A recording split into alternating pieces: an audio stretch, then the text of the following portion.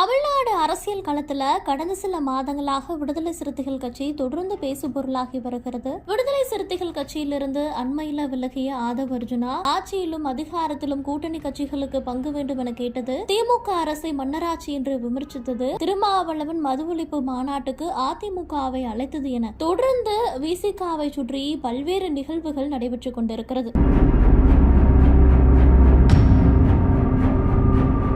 திமுக கூட்டணியில குழப்பமா, பாதை மாறுகிறதா விசிகா, சட்டமன்ற தேர்தலில் திருமாவளவன் என்ன முடிவெடுக்க போகிறார் என்று பல்வேறு கேள்விகளும் யூகங்களும் சுழன்றடித்து வருகிறது. இந்த விவகாரங்கள் தொடர்பா அவ்வப்போது திருமாவளவன் செய்தியாளர்களை சந்தித்து விளக்கம் அளித்து வருகிறார். ஆதவ் அர்ஜுனாவை இடைக்காலமாக நீக்கியதை தொடர்ந்து அவரே தாமாக முன்வந்து கட்சியிலிருந்து விலகி இருக்கிறார். அதன் பிறகு சர்ச்சை பேச்சுக்கள், கூட்டணிக்குள் குழப்பம் ஆகியவை இருக்காது என்று எதிர்பார்க்கப்பட்டது. இந்த சூழ்நிலையில விசிகாவின் துணை பொதுச் செயலாளர் வன்னியரசு சட்டமன்ற தேர்தலில் திமுக கூட்டணியில் குறைந்தது 25 இடங்களையாவது கேட்டு பெறுவோம் என கூறியிருப்பது தற்போது கவனம் பெற்றிருக்கிறது.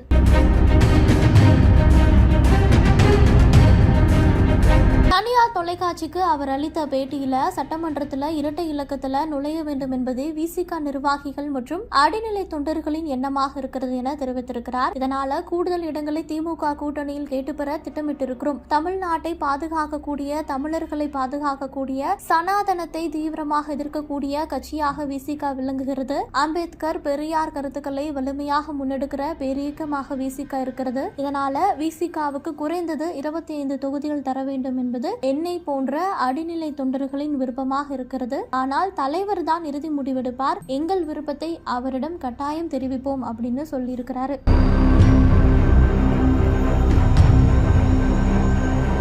ஏற்கனவே திருமாவளவன் பேசிய பழைய வீடியோ ஆட்சியிலும் பங்கு, அதிகாரத்திலும் பங்கு அப்படிங்கிறது பேசு பொருளாக மாறியது. அதன் பிறகு விஜய் கட்சி மாநாடு நடைபெற்றது. அந்த மாநாட்டில் கூட விஜய் ஆட்சியிலும் பங்கு, அதிகாரத்திலும் பங்கு அப்படிங்கிற கருத்தை முன்வைத்து பேசியிருந்தார். இதன் காரணமாக விசிகா தாவேகா கூட்டணி உருவாகுமா அப்படிங்கிற கேள்வியும் எழுந்தது. அதன் பிறகு அம்பேத்கர் நூல் வெளியீட்டு விழால திருமாவளவனும் விஜயும் ஒரே மேடையில பங்கேற்க இருக்கிறார்கள் அப்படின்னு பேசப்பட்டு வந்தது. ஆனால் திருமாவளவன் அந்த நூல் வெளியீட்டு விழால பங்கேற்கல. இதற்கு காரணம் திமுக தான். திமுகவோட அழுத்தத்தின் பேர்ல தான் திருமாவளவன் அந்த அம்பேத்கர் நூல் வெளியீட்டு விழாவுக்கு வரல அப்படிங்கிற பேச்சுக்களும் எழுந்து வருகிறது. இந்த மாதிரி அடுத்தடுத்து பல்வேறு நிகழ்வுகள் விசிகாவை சுற்றியே நடைபெற்று கொண்டிருக்கிறது. 2026 தேர்தலில் திமுக கூட்டணியோடு விசிகா இருக்குமா? அப்படி இருக்கும் பட்சத்தில் 25 சீட்டு கேட்பாங்களா அப்படிங்கிற கேள்வி இப்ப எழுந்திருக்கிறது.